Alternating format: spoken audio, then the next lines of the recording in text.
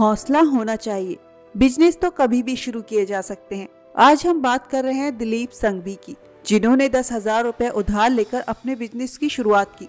अपनी मेहनत और लगन से उन्होंने इंडिया की नंबर 1 कंपनी और वर्ल्ड की चौथी नंबर 1 जेनेरिक दवाई बनाने वाली कंपनी खड़ी करी, सन फार्मा।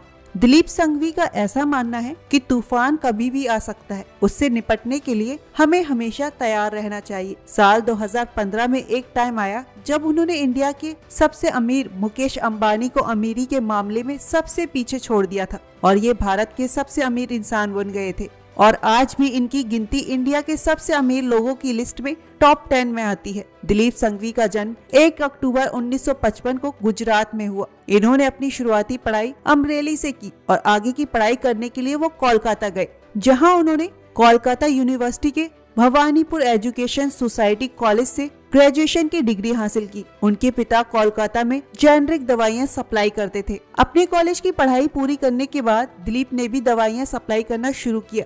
कुछ सालों तक काम करने के बाद दिलीप के दिमाग में एक आइडिया आया कि जब वो दूसरों की दवाइयों को घूम घूम कर बेच सकते हैं तो मैं क्यों ना अपनी खुद की दवाइयां बनाना शुरू करूं। इसी के चलते उन्होंने साल 1982 में गुजरात के बापी में 10,000 रुपए उधार लेकर अपने दोस्त के साथ सन फार्मा की शुरुआत की। जब उन्होंने ये छोटा सा कारोबार शुरू किया, वो 2 कर्मचारी कंपनी की दवाइयां आसपास के व्यापारियों को मुहैया कराया करते थे। शुरुआत में इस कंपनी ने केवल 5 तरह की दवाइयां बनाई। कंपनी का मार्केट अच्छा चला और इस साल इस कंपनी की सेल बेहद अच्छी हुई। इसके बाद उन्होंने कुछ पैसे उधार लिए और धीरे धीरे अपने प्रोडक्ट्स बढ़ाना शुरू किए। इस कंपनी ने 4 साल के अंदर ही पूरे देश को अपना मार्केट बना लिया। इसके बाद सन फार्मा के प्रोडक्ट देश के कोने कोने में पहुंचने लगे।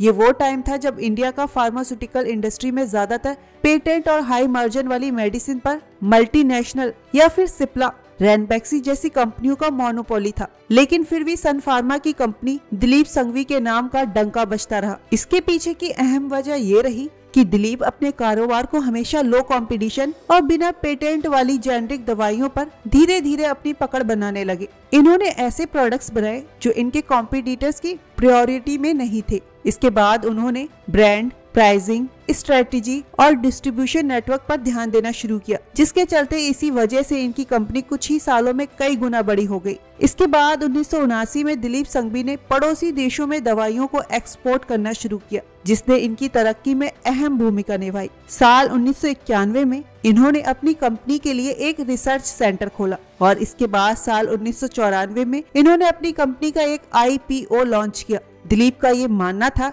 कि बिजनेस में रिस्क तो होता है, लेकिन वो इतना कैलकुलेटेड होना चाहिए जिससे कंपनी को कोई नुकसान न हो। उन्होंने अपनी कंपनी के साथ कई इंडियन और विदेशी कंपनियों को एक्वायर भी किया, जो ज्यादातर कंपनियां घाटे में जा रही थी, जो इन्होंने रिन्यूअल करके उस घाटे को फायदे में बदल दिया। आज इनकी इनकम का बहुत बड़ा हिस्सा इन्हीं कंपनियों से आता है। ये दिलीप संघवी की लीडरशिप का ही कमाल है। लगभग 39 साल पहले शुरू हुई कंपनी सन फार्मा इंडिया की सबसे बड़ी फार्मा कंपनी बन गई है। पिछले कई सालों में इन्होंने बहुत सी ऐसी कंपनियों को अपने साथ जोड़ा जिनके जोड़ने से फार्मा सेक्टर के टॉप पर पहुंच गए और आज इनका सेल्स नेटवर्क 100 से भी ज्यादा देशों में फैला हुआ है। साल 2016 में इंडियन गवर्नमेंट के द्वारा इन्हें पद्मश्री अवार्ड से सम्मानित किया गया और ये बात बिल्कुल गलत नहीं होगी। कोई भी व्यक्ति अपने कार्यों से महान होता है, अपने जन्म से नहीं। ऐसी ही प्रेरणादायक कमाल वीडियोस के लिए देखते रहे कमाल जिंदगी। Please like, share and subscribe.